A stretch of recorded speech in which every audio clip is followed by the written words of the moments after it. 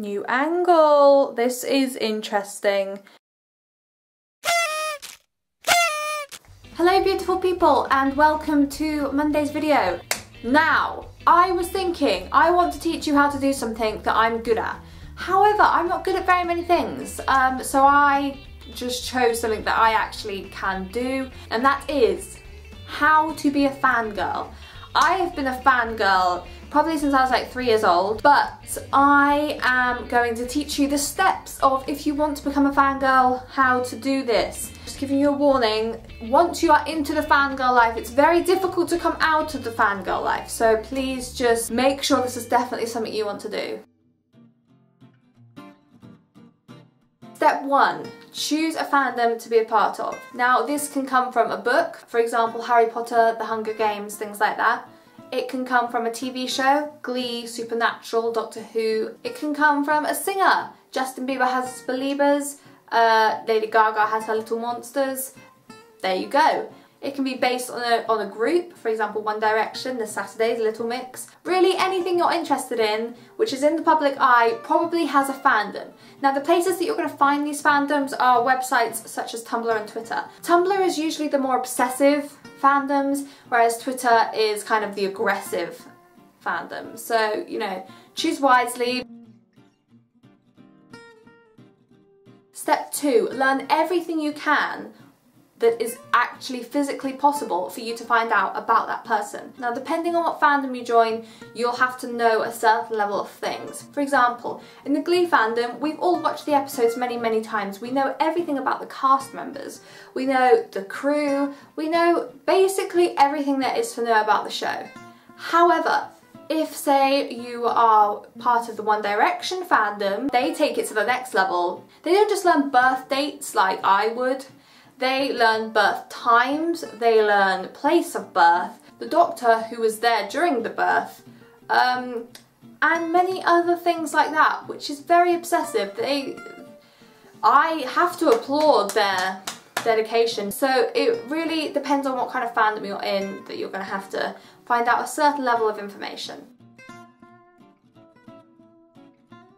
Step 3, get on a ship. Now I'm not talking about like go down to a dockyard and get on a boat, because that would be weird. But a ship is when you have 2 people and you want them to be together. This can be anyone / anything. There's no rules to shipping really. However, I would just warn you, a lot of people are very dedicated to their ship and will attack anyone who tries to go against it. Now another great thing is there's no limits to the amount of people you can ship. I probably ship hundreds of people, real life and in fiction. Now, step 4 is you need to properly commit to one ship. This is called your OTP, which is your one true pairing. Now personally my OTP is Britannia, which is Brittany and Santana from Glee, and they were in a relationship in season 2 and then they broke up in season 4, which was very upsetting. However, the whole point of having a OTP isn't dropping them when times get hard. You have to stick with them through absolutely everything, also known as going down with your ship. So basically, your OTP is the couple who, no matter what happens to them, no matter the challenges they go through, you will stick with them.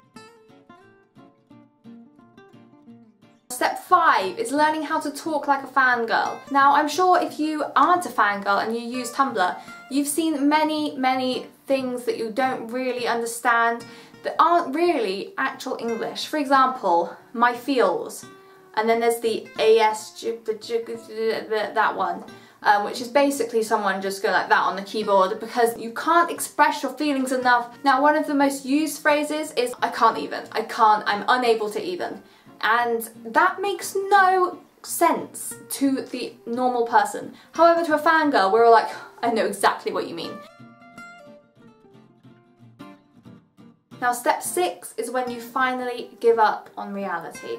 You've given up, you don't have a life anymore outside your fandom, you've sold your soul, if you will. Everywhere you go, everything reminds you of your fandom. Everything reminds you of the person you obsess over. You have to stop yourself from talking about them constantly because people will think you're weird. You will never have a successful relationship because you'll be constantly comparing it to the relationship of your OTP. But who cares? Who needs a successful outdoor social life when you have your fandom. So that is how to become a fangirl. I hope this helped you make the right decision whether you want to become a fangirl or not. If I could turn back time, would I still be a fangirl? Yes. Yes, I would. So I hope you have a good day, and I will see you on Friday. Goodbye. This is why we're best friends now. So I will expect a birthday present, Seth, 10th of February, thank you. It's really worrying because this is like meant to be like a joke, and this is completely summing up my life.